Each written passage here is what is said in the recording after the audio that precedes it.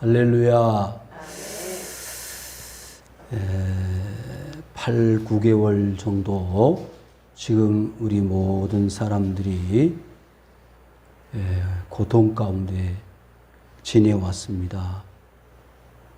매우 힘들고 낙심하기도 하고 절망하기도 하고 그러는 가운데 이 코로나의 위기 속에서 어떤 사람들은 우울증에 빠져서 살 맛도 없고 왜 살아야 하는지, 어떻게 살아야 하는지 그런 질문 속에서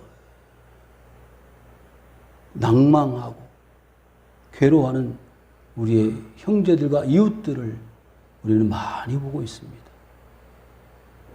새로운 신종 언어들이 많이 나오는데 그 중에 하나가 코로나 블루, 더 심하면 코로나 레드, 이런 신조어들이 나오는 것은 그만큼 코로나의 그 위세가 크다, 막강하다.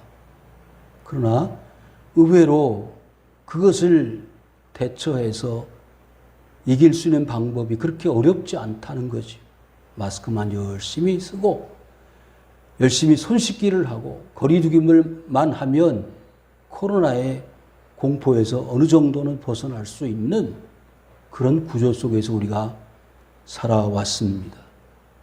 한 가지 안타까운 것은 나라의 정세를 보면서 너무 이 코로나를 마치 전쟁의 대상으로 여기고 싸워서 이겨 승리를 쟁취해야 하는 그런 패러다임, 그런 프레임으로 간다는 것이 안타까운 부분이 있습니다.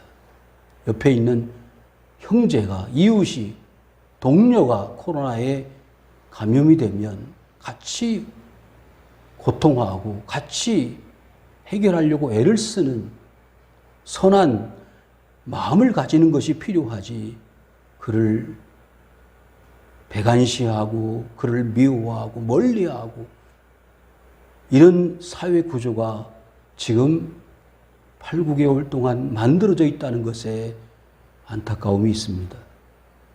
특별히 정부에서는 그와 같은 구도를 깨고 같이 신음하고 같이 즐거워하고 같이 고통을 나누는 구조로 사회를 만들어가야 되지 않겠느냐.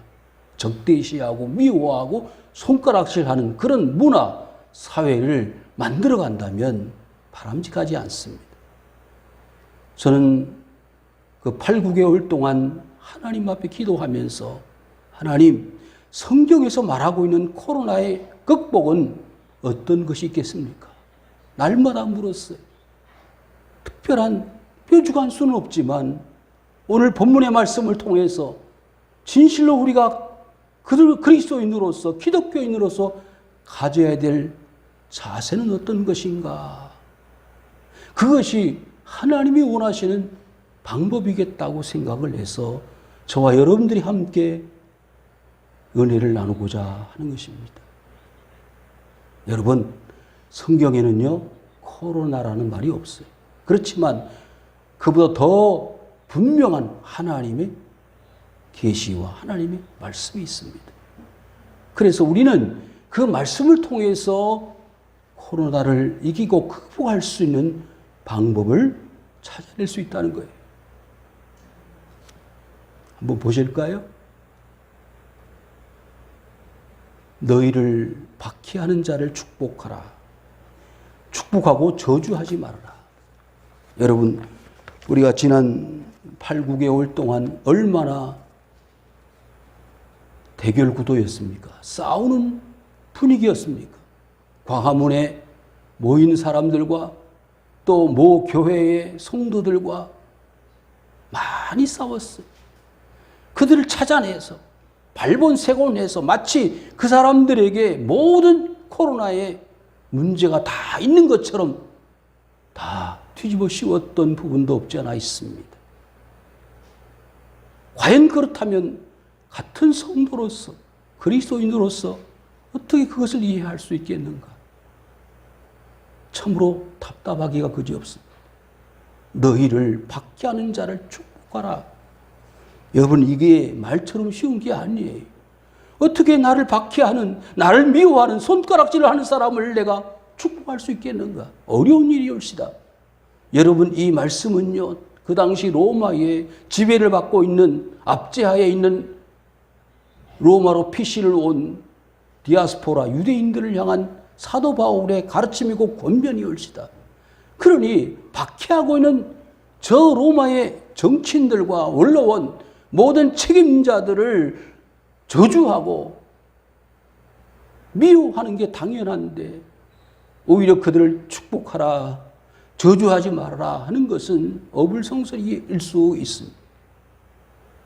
그런데 바울은요, 하나님으로부터 받은 말씀, 계시를 뭐라고 전하고 있느냐? 그와 같이 고통스럽게 하고 핍박하고 괴롭게 하는 자들을 축복하라는 거예요. 저주하지 말라는 거예요. 입에서 저주가 쏟아져 나오고 비방이 나오고 못된 놈들, 나쁜 놈들 말할 수 있지만 그렇게 하지 말라. 마태복음 7장 1절에서 2절에 비판을 받지 아니하려거든 비판하지 말라. 너희가 비판하는 그 비판으로 너희가 비판을 받을 것이요 너희가 헤아리는 그 헤아림으로 너희가 헤아림을 받을 것이니라. 저는요, 이번에 깜짝 놀란 사건이 하나 있었습니다. 여러분들 아이들이 가지고 노는 그 도구 가운데 부메랑이라는 게 있죠. 획 날리면은 어느 정도 가다가 다시 돌아오는 거. 이거를 부메랑이라고 하는데 부메랑 효과라는 게 있어요. 무슨 이야기냐면은요, 과거에 세월호 사건이 났을 때 대통령이 7시간 동안 뭐 하고 있었느냐, 많은 사람들이 그걸 알아내려고 얼마나 노력을 했습니까? 근데 이번에 보십시오.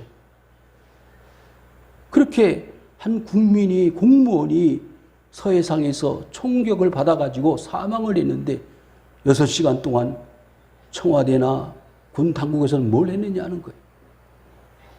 비판하던 사람이 똑같은 방법으로 비판을 받고 있는 거예요.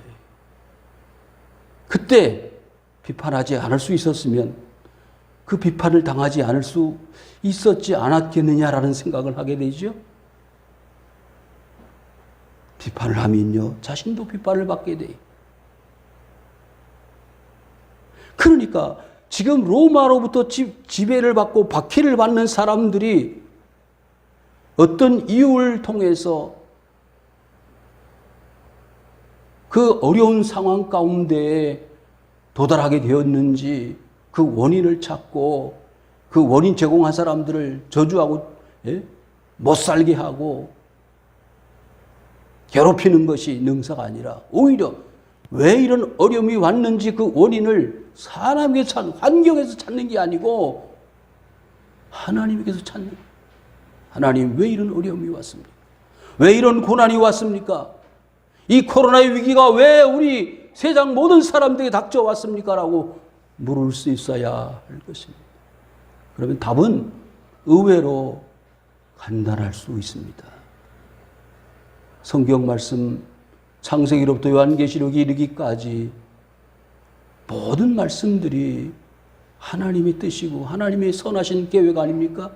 그런데 우리가 잘 아는 바와 같이 세상의 모든 일어나는 일들이 쉽게 새 한 마리 떨어지는 것도 하나님의 허락 없이는 불가능하다고 했다면 이 세상에 지금 수십만 명이 머지않아 100만 명이 넘어가는 그런 사망자를 낳는 이 코로나의 위기를 하나님이 좌시하시겠습니까? 아니올시다. 분명한 하나님의 목적과 뜻이 계실 것 아니겠습니까? 그렇다면 우리는 그 뜻이 무엇인지를 알고 먼저 우리가 해야 할 일이 무엇인가를 찾아내야 될 것이 아니겠느냐.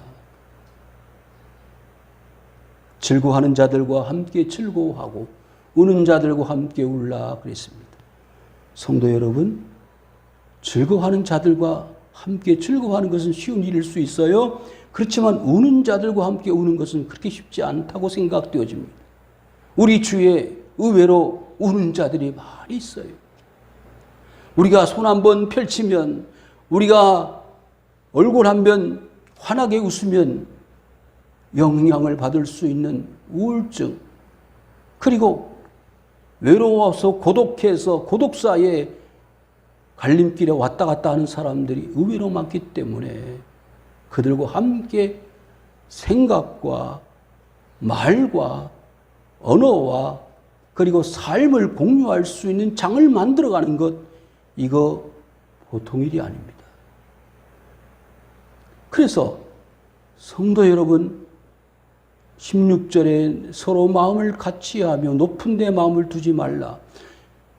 이 말씀 속에서 같이라는 말, 이게 우리 기독교인들에게 있어서 이 최고의 아마 좋은 이미지일 것이라고 생각되어집니다. 같이 나누는 거예요. 좋은 일도, 즐거운 일도, 그리고 괴로운 일도, 울어야 할 일도 함께 같이 나누는 것입니다. 사도행전 2장 46절 말씀 보시면은 날마다 마음을 같이 하며 성전에 모이기를 힘쓰고 집에서 떡을 떼며 기쁨과 순전한 마음으로 음식을 먹었다. 여러분, 마음을 같이 하는 거예요. 그런데 보세요. 교회끼리도 성도들끼리도 같이가 안 돼요. 하나가 안 돼요. 그래서 이 코로나 위기 속에서 진실로 하나님이 우리 한국교회에 요구하시는 것이 있다면 같이 함께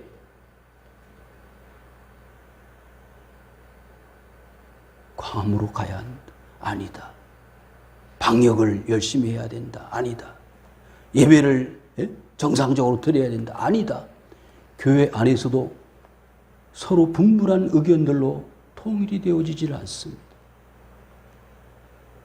참 안타깝고 마음이 괴로운 것은 성도들끼리, 교회들끼리 같이가 되었으면 좋겠습니다. 그렇다면 지금보다는 훨씬 더 좋은 분위기 속에서 하나님 앞에 예배드릴 수 있지 않겠네. 정부에서 안을 정해서 교회 제시하는 것이 아니라 오히려 반대로 교회에서 방역을 하고 그 방역 시스템을 정부에 이야기하는 협조와 부탁의 관계로 되어졌으면 좋겠다는 거예요. 무조건 따라라. 따르지 않으면 구상권을 행사하겠다. 구속하겠다.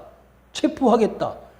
이런 대결 구도의 모습보다는 교회에 와서 목사님들이 또 청와대나 정부의 강요들에게 목사님들이 제안을 하고 권면을 해서 이 어려운 위기를 극복할 수 있는 모양새가 되어졌으면 좋겠는데 서로 각자 놀고 있어요. 그러니 정부는 정부대로 괴롭고 교회는 교회대로 하나가 되지를 못하고 어려운 부분이 계속되어지고 있습니다. 어제 그저께 조금 완화가 되어졌다고 하지만 비대면 예배는 계속 되어져야 되고 50명 이상 50명 예배 드리는 교회도 있고 20명 예배 드리는 교회도 있습니다.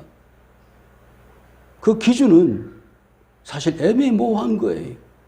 물론 나름대로 머리를 써서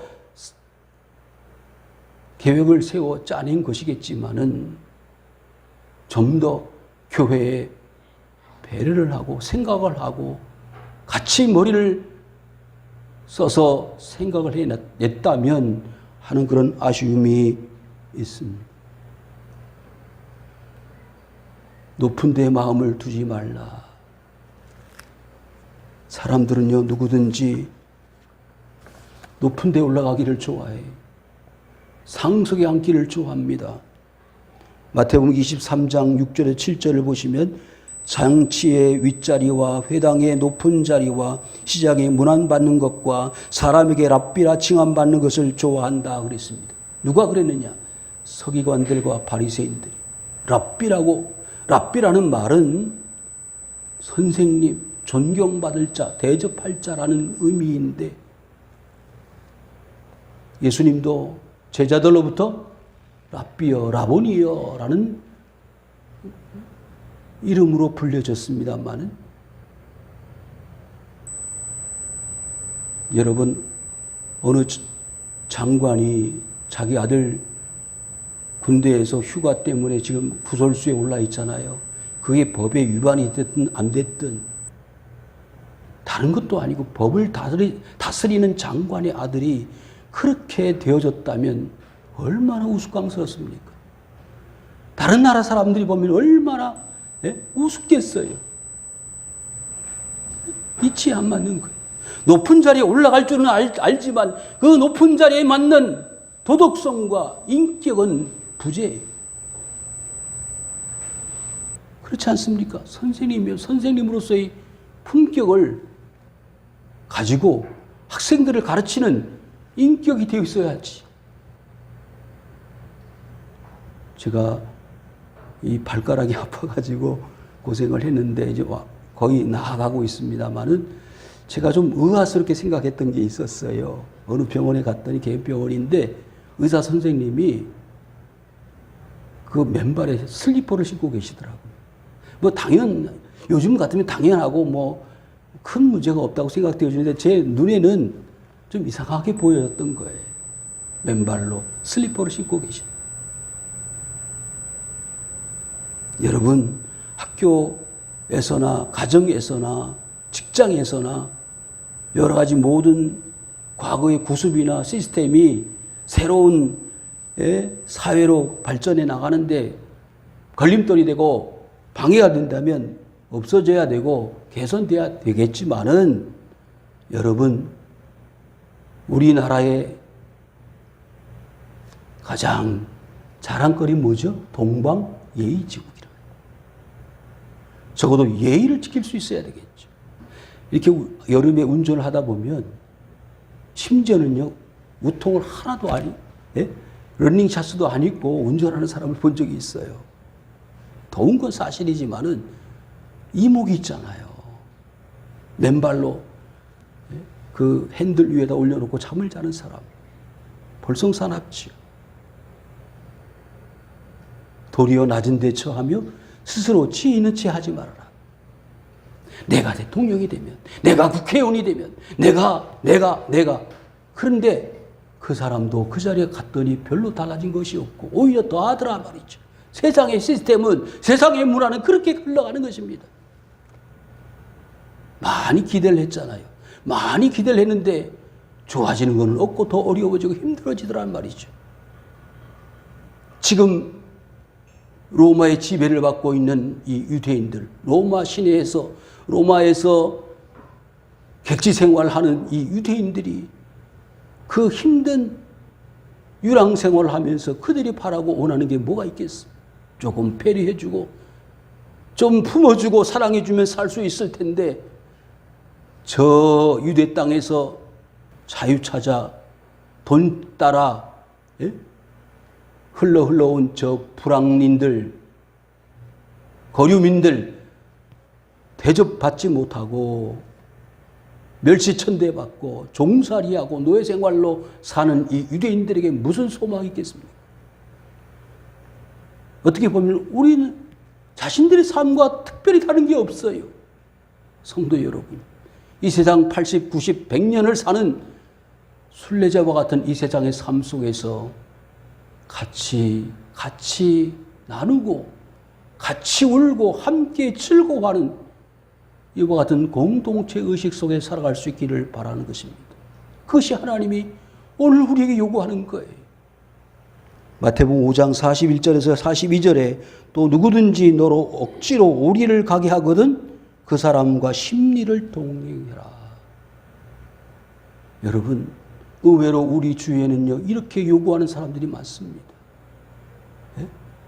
전혀 생각도 안 했는데 오리를 가자는 거예요. 돈을 내놓으라는 거예요. 이렇게 하라는 거예요. 내 살기도 힘들어 죽겠는데 나에게 돈을 달라는 거예요. 빌려달라는 거예요. 이렇게 하라는 거예요. 너무 이치 안 맞는 요구를 할 때 어떻게 해야 되겠습니까? 내게 구하는 자에게 주며 내게 구고자 하는 자에게 거절하지 말아라. 쉬운 일이 아닙니다. 여러분, 내가 가지고 있는 빵 하나가, 떡 하나가 있으면 그 빵 하나, 떡 하나를 요구하는 옆에 있는 형제가 있으면 그냥 주세요. 그날 뭘 먹으라고? 먹을 양식을 하나님이 허락하시는 겁니다. 볼까요? 마태복음 14장에 남자들만 5,000명 이상이 모였는데 약 2만 명 정도가 모였을 거라고 예상을 합니다마는 제자들에게 이 사람들을 먹여라. 먹을 양식이 하나도 없습니다. 집으로 돌아갔다가 다시 오게 할까요? 아니다. 너희들이 먹을 걸 줘라. 너희들이 먹을 걸 주라고 했는데 먹을 양식이 아무것도 없어요. 조사를 해보니까 한 아이가 떡 5개와 물고기 2마리를 가지고 있는 거예요. 이거밖에 없습니다. 이걸 가지고 뭘 어떻게 하겠습니까? 200데나리온의 떡을 사서 나누어줘도 모자랄 것 같습니다. 그런데 보십시오. 하늘을 향하여 축사를 하시고 떼어주고 시작을 했습니다. 50명, 100명씩 앉아서 그 들판에서 나눠주기 시작했더니 다 배불리가 먹고 12광주를 거두었습니다. 내 주머니에, 내 포켓에, 내 저금통에, 통장에 있는 거 풀면 많은 사람이 살 수 있다. 수없이 TV를 켜면은 아프리카에 굶주리는 아이들이 어른거리고 우리 주위에서 조금만 관심을 가지면 살 수 있는 사람들이 생명을 잃어가고 있다는 것에 우리는 기억해야 합니다. 아무에게도 악을 악으로 갚지 말고 모든 사람 앞에서 선한 일을 도모하라. 아무리 상대방이 나에게 어려운 일을 또 괴로운 일을 당하게 했을지라도 그것을 똑같이 갚아줄 필요는 없어요. 함무라비 법전에 어떤 법이 있죠? 이를 뽑아버린 사람은 똑같이 그 사람에게 이를 뽑아버려요. 눈을 다치게 했으면 그 사람 눈을 다치게 하는 거예요. 이게 세상의 법입니다. 그런데 하나님의 법은 어때요? 요한복음 8장이 가늠하다 현장에서 잡혀왔습니다. 여인이 모세율법에 보면 이 여자는 돌에 맞아 죽어도 마땅하다. 예수님, 이 여자를 돌로 칠까요? 그래. 답을 하지 않으셨잖아요. 어떻게 해요? 땅바닥에 글을 쓰셨어요. 너희들이 죄가 없는 사람은 이 여인에게 돌을 던져라. 그랬더니 돌을 던져야 될 사람들이 돌을 다 내려놓고 돌아갔다 그랬어요. 성도 여러분, 돌을 던질 수 있을 때 돌을 던지지 않는 것이 사랑입니다. 그게 그리스도인들이에요. 여러분, 많은 사람들이 코로나 때문에 손가락질하고 멸시천대하고 마치 중죄인처럼 취급하는 이 시대에 그들을 품어주세요. 용서하세요. 용서받을 이유도 없지만 이해해 주세요. 할 수 있거든 너희로서는 모든 사람과 더불어 화목하라. 예수님은요, 하나님과 인간과 어떻게 해요? 원수가 됐습니다. 뭐 때문에? 죄 때문에. 하나님과 인간과 하나가 될 수가 없어요. 죄 때문에. 그런데 그 죄인된 우리 자신들을 하나님과 화목되게 하시기 위해서 이 땅에 오신 하나님의 아들이 누구냐? 예수 그리스도예요. 예수님은 그 인간과 하나님을 하나 되기 위해서 희생을 하셨어요. 무슨 사역? 화목의 사역이라고.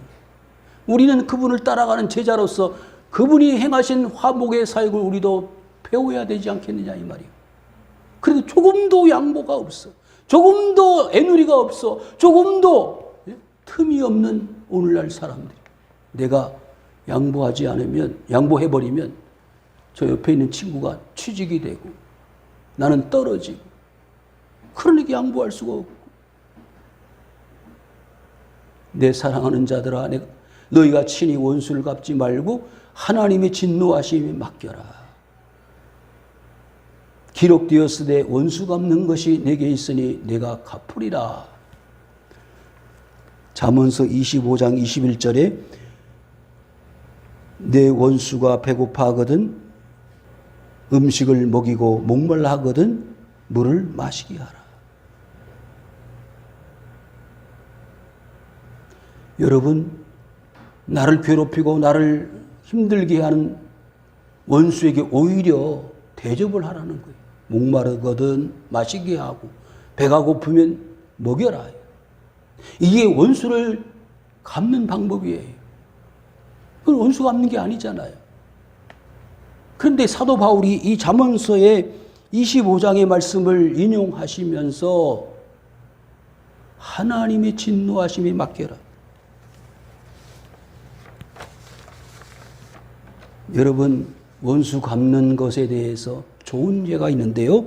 사무엘상 26장 11절에 내가 손을 들어 여호와의 기름 부음 받은 자를 치는 것을 여호와께서 금하시나니 너는 그의 머리 끝에 곁에 있는 창과 물병만 가지고 가자. 무슨 이야기냐 하면 누가요? 사울이 누구를? 다윗을 죽이려고 쫓아다니는 거예요. 근데 광야에 갔는데 하길라산 진영에다가 진을 차리고 누구를 잡기 위해서? 다윗을 잡기 위해서 지금 기다리고 있는 거예요. 잠이 들었습니다. 그런데 그 잠든 막사에 누가 들어갔어요? 다윗과 아비새라는 부하가 들어갔습니다. 아비새가 이 원수가 갚을 수 있는 좋은 기회가 아닙니까? 한순간에 날려버립시다. 그런데 다윗은 어때요? 하나님이 기름 부음 받은 사람이야. 누가요? 사울이. 왕으로서 기름 부음을 받았는데 내가 함부로 그 사람을 손댈 수 없어. 갚을 수 있지만 원수를 갚을 수 있지만 그 사람에게 원수 갚는 것은 하나님의 뜻이 아니야. 하나님의 진노하심에 맡겨. 성도 여러분, 그저 우리가 할 수 있는 일은 원수 갚는 게 아니고 그 사람을 먹이는 거예요. 마시게 하는 겁니다. 사람이 세상 말로 벨이 꼴리고 자존심이 상하고 괴롭지만 그 사람을 어떻게 해요? 처음에 말씀한 대로 박해하는 자를 축복하고 뭐 하지 말아라? 저주하지 말아라. 그러면 오히려 그 사람을 축복하고 저주하지 않는 것을 통해서 뭐가 역으로 나에게 뭐가 와요? 복이 온다. 자, 20절 하반절에 보니까 먹이고 마시게 하면 어떤 결과가 되느냐? 그리함으로 네가 숯불을 그 머리에 쌓아 놓으리라. 이게 무슨 뜻인지 아시겠어요? 숯불을 머리에 올려놔. 어떻게 될까요? 뜨거워서 견딜 수가 없죠. 이걸 해석을 하기를 성경학자들이 머리에다가 숯불을 올려놓으면 얼굴이 뜨뜻해서 부끄러움, 창피를 느낄 거다. 이렇게 해석하는 것부터 시작해서요. 불을 올려놓기 전에 도망갈 거다. 창피해서, 부끄러워서. 또 옛날에는 뭐가 귀했죠? 불이 귀했어요. 불씨를 남겨두는 거예요. 그런데 어떻게 하다가 여행에서 돌아왔는데 뭐가 없어요? 불이 없어. 그래서 화로를 가지고 어디로 갔어요? 옆집으로 갔어. 뭘 달라고? 불씨를 달라고. 근데 불씨를 안 주는 거예요. 그러면 뭐가 없어? 불이 없으니까 떡을 구워 먹을 수가 없는 거예요. 그러니까 아이고 얼마나 모자랐으면 칠칠 맞으면 불씨를 꺼트려 버려. 그래서 안 주고 창피하게 하고 이런 뜻이 있다는 거예요. 그런데요, 마치 이렇게 원수 갚는 사람에게 먹이고 마시게 하면은 머리에다가 숯불을 쌓아놓는 것처럼 그 사람이 부끄러움을 당하고 창피를 당하게 되고 오히려 스스로가 뭐 하게 된다? 회개하게 된다. 그냥 내가 원수를 갚지 않아도 하나님이 그 상대방의 머리 위에다가 숯불을 쌓아놓는 것처럼 하게 만드신다는 거예요. 고통이고 괴로움이고 그로 인해서 뭐가 된다? 회개가 된다. 그래서 악에 지지 말고 선으로 악을 이겨라. 여러분, 쉽게 이야기하면요, 얼마든지 우리는 세상 문화 속에 빠져 살 수 있습니다. 누구처럼? 롯의 가정처럼, 소돔과 고모라처럼.